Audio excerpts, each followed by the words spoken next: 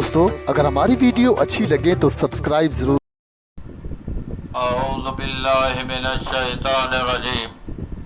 بسم اللہ الرحمن الرحیم. الحمدللہ رب العالمین. السلام علیکم سامعین کرام.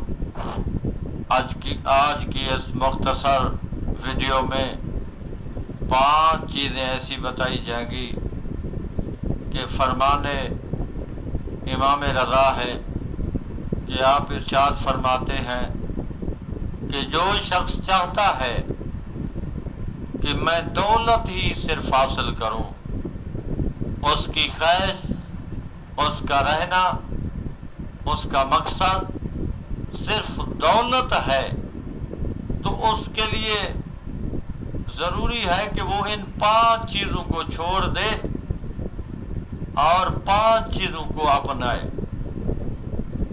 نمبر 1، آپ نے فرمایا کہ جو شخص چاہتا ہے کہ میں دنیا میں دولت کا بہت زیادہ حاصل کرنے والا میرا شمار ہو ان لوگوں میں، یعنی دولت مند بن جاؤں، آپ نے فرمایا کہ کمینگی کی حد تک بخیل ہو. یعنی اتنا ہے، جو شخص تمام اخلاقیات کو بھول جائے گا، مروت محبت کو بھول کر اگر کمینگی کو، بخل کو اپنائے گا تو پھر دولت حاصل ہوگی. نمبر 2، طول یعنی لمبی امیدیں. جو لوگ دنیا میں لمبی امیدیں رکھتے ہیں ان کی صرف دنیا ہے، آخرت نہیں ہے. دنیا میں لمبی امیدوں کا کوئی تعلق نہیں ہے. جو اخروی زندگی میں کامیاب ہوتے ہیں وہ لمبی امیدیں یہاں نہیں کرتے کہ میں نے فلاں کرنا ہے، 50 سال کے منصوبے.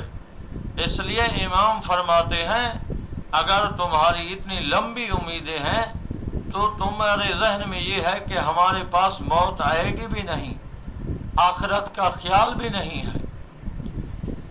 ہاں، تیسرے نمبر پر، اگر تو چاہتا ہے کہ میرے پاس دولت ہی دولت ہو تو اخلاق حسنہ کو پھر تجھے چھوڑنا پڑے گا، حرص کو اپنانا پڑے گا.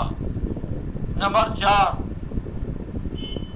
اگر تو چاہتا ہے کہ صرف دنیا ہو، دولت ہو، تو قطع رحمی کو اپنانا ہوگا اور صلہ رحمی کو چھوڑنا ہوگا.